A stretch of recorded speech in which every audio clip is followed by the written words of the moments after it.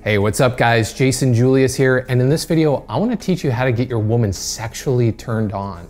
And it might be a little bit different than what you're thinking it might be, right?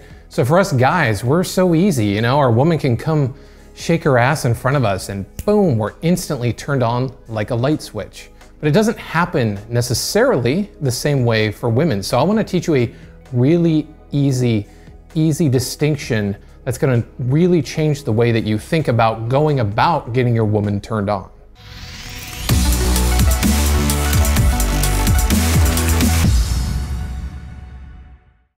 All right, so let's start off by talking about a really powerful distinction that might really change the way that you think about how your woman experiences desire and how she gets turned on, right?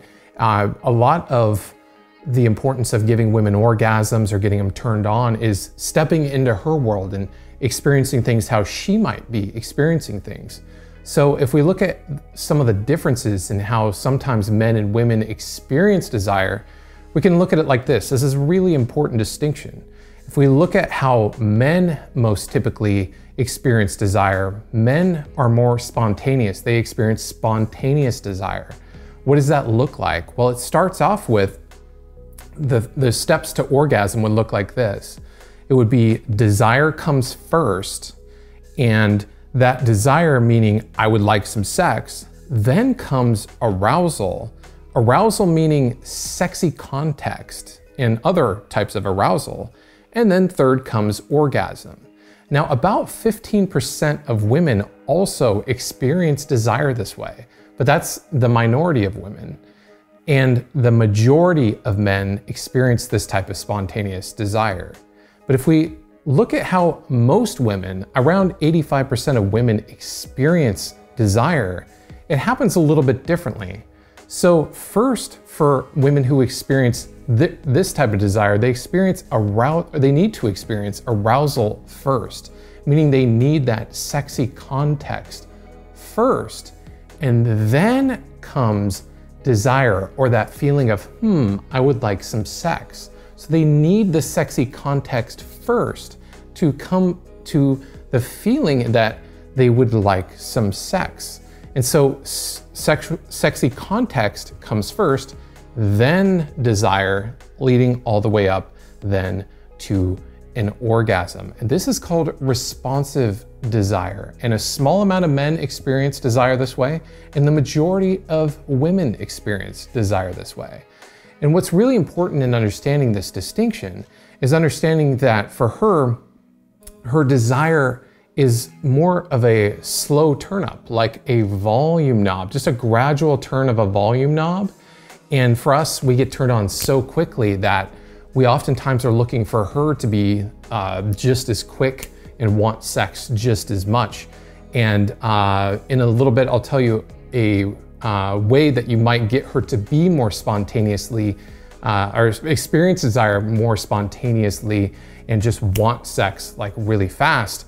But typically what you want to do is approach it and understand it from her world, right? And so she needs that sexy context.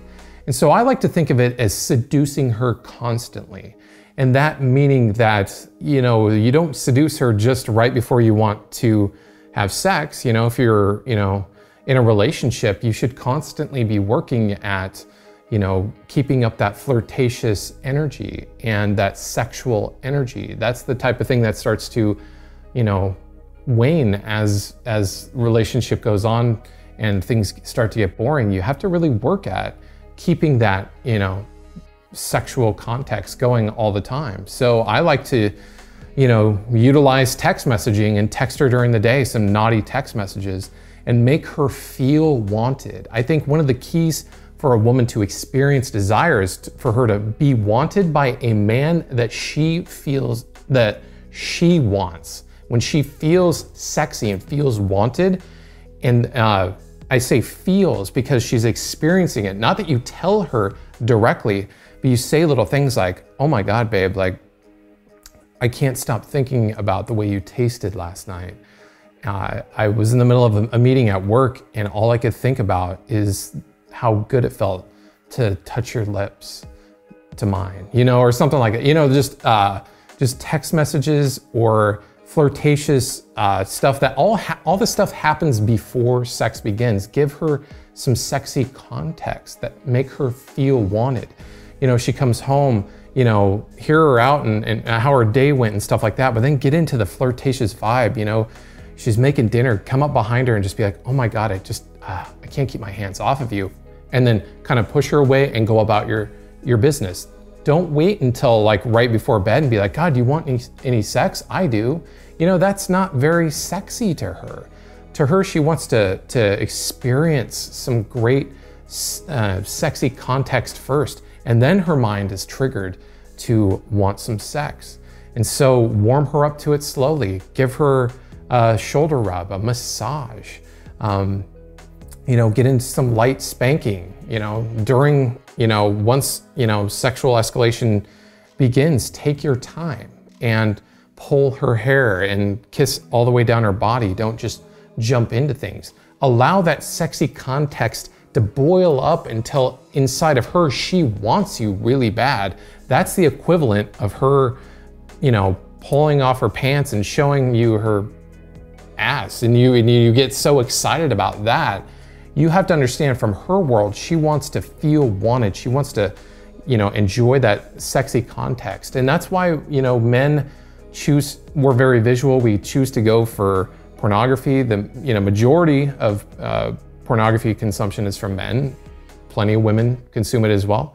But also, you know, the majority of romance novels are consumed by women because it's the fantasy, and that fantasy creates sexy context, which actually builds that up in their mind and makes them want sex. And understanding that she might experience things a little bit differently is so important to understanding her world and where she's coming from. So I think of it as constantly seducing her and creating that you know, sexual vibe and that sexual tension, and making her feel wanted. Not just telling her, you look amazing. I mean, that's good, but you know, doing little things like, wow, there's something about you today that just, I haven't been able to stop thinking about you. You know, telling her little things like that. Not, you know, it's just like when you first start talking to a woman, if you say, oh wow, you're so sexy, it makes it seem like you just want sex. But if you say, wow, there's something genuinely beautiful about you, I just wanted to come over and say, hey, it changes the context, and it's a genuine feeling of like, wow, this guy wants me, but he doesn't need me.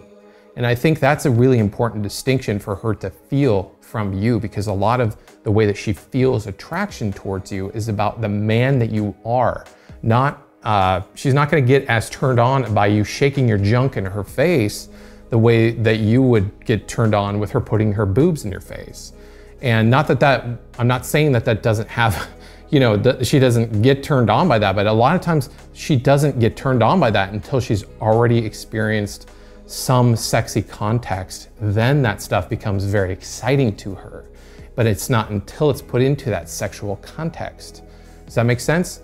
So I like to think of it again as constantly seducing her and doing those things ahead of time. And then once she's in bed, you know, really take your time and let her mind get engaged. Now, some guys might be like, well, man, I don't want to have to like think about all this stuff ahead of time. I want her to just be like, you know, that person I'm like, hey, I want to have some sex. Do you want to have some sex? And she's like, yeah, I really need to get my nut off. Just like us guys do. Oftentimes we just feel like we need to release, and we would like it if she was just like, wow, I just need to release too. And I kind of understand that. And while I think all those other things are very valid, I think one of the ways to get your woman to be more on that page of like, wow, I just really want some sex, I really need that release. One of the only ways I know to do that is to give her a squirting orgasm. And that will create in her, or open up in her, that feeling that she really needs that release, and needs it quite often. Otherwise she gets really built up. Like we might, you know, if you don't ejaculate for a week, oftentimes you feel like you just need that release really bad. The same type of thing can be awoken inside of your woman once she learns how to have a squirting orgasm. And I say learns because most women don't realize that they can have that type of orgasm. And I've taught countless women in my own personal life how to squirt without them ever knowing that I was going to teach them how to squirt. And I can guarantee you it awakens something in them to where they are more apt to like just be like, hey, I need some sex. I need to release. I need this, and be a little bit more similar and on the same spontaneous level, I would say, of desire, of just like, you know, very quick to really want some sex, needing less sexy context, but actually just feeling that urge. And what's really amazing is if you're the one who teaches her how to do that, she's gonna have the deepest respect for you and really desire you a lot and get turned on in your presence, because she knows oftentimes you're the only one who knows how to touch her in that way and give her that release that she really desires and really deserves. I think it's a beautiful thing to be able to, to teach a woman how to have a squirting orgasm, or if she already knows how to squirt, be the guy who comes into her life who really accepts and enjoys that part of her and allows her to express it so that she can like really experience her full sexuality. So I hope that helps. If you want to learn how to teach your woman how to squirt, I have an educational video over on my blog at jasonjulius.com/squirt. So you can go over there and check it out. And if you like this video, please give it a thumbs up. And if you're not subscribed already, hit that subscribe button for more content. And I will see you in the next video.